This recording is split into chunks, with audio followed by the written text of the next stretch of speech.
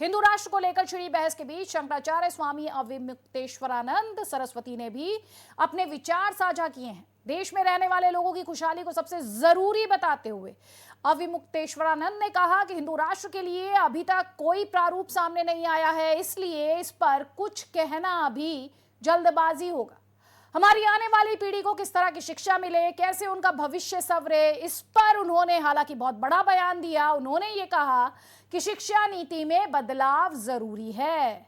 उन्होंने कहा हमें राम राज्य जैसा राष्ट्र चाहिए जहां हर आदमी सुखी रहे। पहले हिंदू राष्ट्र का प्रारूप तैयार होना चाहिए। हमें राम राज्य बनाने की दिशा में कार्य भी करना चाहिए। शिक्षा नीति में बदलाव होना चाहिए। साथ ही उन्होंने एक बड़ी बात यह भी कही कि जब मदरसे में धार्मिक शिक्षा दी जा सकती है तो स्कूलों में हिंदू धर्म की शिक्षा क्यों नहीं दी जा सकती। हिंदुओं के स्कूल में सनातनी शिक्षा क्यों नहीं दी जा सकती।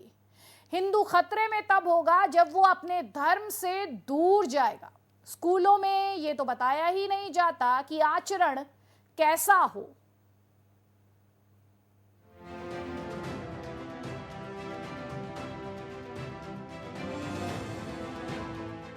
पिछले कुछ सालों से देश भर में हिंदू राष्ट्र को लेकर एक अलग बहस छिड़ी हुई है। इस पर शंकराचार्य स्वामी अविमुक्तेश्वरानंद सरस्वती का नया बयान सामने आया है। उन्होंने कहा कि हिंदू राष्ट्र का न तो वो समर्थन कर सकते हैं न ही विरोध। उनका कहना है कि हमें राम राज्य जैसा राष्ट्र चाहिए जहां हर आदमी सुखी रहे। केवल हिंदू राष्ट्र की बात कहने से कुछ नहीं होगा, पहले उसका प्रारूप तैयार होना चाहिए। वो जब इस्लाम हो रहा है, मुसलमान हो रहा है, तो क्यों ना बाकी वाला हिंदुस्तान हो जाए, हिंदुओं का देश हो जाए, धर्म राष्ट्र हो जाए जो आप कह रहे हैं, हिंदू राष्ट्र। तो उस समय करपात्री जी महाराज ने यह कहा था कि हमको हिंदू राष्ट्र नहीं चाहिए, क्योंकि हिंदू राष्ट्र तो रावण और कंस का भी था, लेकिन प्रजा दुखी थी। हमको वो राज्य चाहिए जिसमें प्रजा सुखी हो, और वैसा राज्य एकमात्र राज्य है जो आदर्श राज्य है, और वो है राम का राज्य। इसके साथ ही शंकराचार्य स्वामी अविमुक्तेश्वरानंद सरस्वती ने शिक्षा नीति को लेकर भी अपने विचार साझा किए। उन्होंने कहा कि शिक्षा नीति में बदलाव होना चाहिए। जब मदरसे में धार्मिक शिक्षा दी जा सकती है तो स्कूलों में हिंदू धर्म की शिक्षा क्यों नहीं दी जा सकती। हमारी सनातन संस्कृति का जो इतिहास है उसी तरह स्कूलों में शिक्षा दी जानी चाहिए। नहीं, इसमें सही गलत की बात यह है कि जैसे पहले हमारे जो दूसरे राजा थे उनके इतिहास को छोड़ करके केवल मुगल मुगल मुगल पढ़ाया गया, ये जितना गलत था उतना ही ये भी गलत होगा कि हम पढ़ने तो चले हिस्ट्री और उसमें सेलेक्टिव हो जाएं कि हम ये पढ़ेंगे ये नहीं पढ़ेंगे। तो हिस्ट्री तो ये है कि भाई जो है सब की बात निकालो और सबको पढ़ाओ। हम ऐसे मामलों में तटस्थ रहने चाहिए। ऐसे ही कोई हिंदू अगर अपने इतिहास को पढ़ना चाहता है, अपने पूर्वजों की बात को पढ़ना चाहता है, तो उसको मुगल क्यों पढ़ाया जाए। वो उस दृष्टि से तो ठीक है, लेकिन एक तटस्थ इतिहास की दृष्टि से कि हम इतिहास का अध्ययन करा रहे हैं आपको, तो इतिहास में जो कुछ है सब पढ़ाना चाहिए। साईं बाबा पर बागेश्वर धाम वाले बाबा के बयान का समर्थन करते हुए शंकराचार्य अविमुक्तेश्वरानंद ने कहा कि हम उनकी प्रशंसा करते हैं।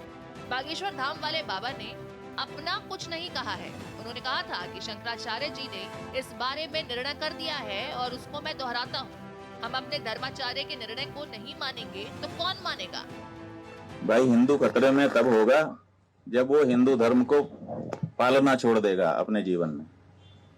तो धर्म का पालन कहाँ छोड़ रहा है। हाँ, धर्म की शिक्षा उसको नहीं मिल रही है, इसीलिए जितना स्पष्टता के साथ उसको धर्म पालन करना चाहिए था वो नहीं कर पा रहा है। इसमें हिंदू का दोष नहीं है, इसमें हमारे देश की सरकारों का दोष है कि उन्होंने हमारे देश के जो विद्यालय थे उसमें से हिंदू धर्म की शिक्षा को अलग कर दिया।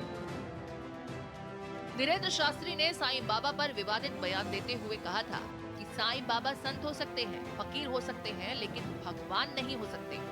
हमारे धर्म के शंकराचार्य जी ने साईं बाबा को देवताओं का स्थान नहीं दिया है। और इतना कह सकते साईं बाबा संत हो सकते हैं, फकीर हो सकते हैं, भगवान नहीं हो सकते।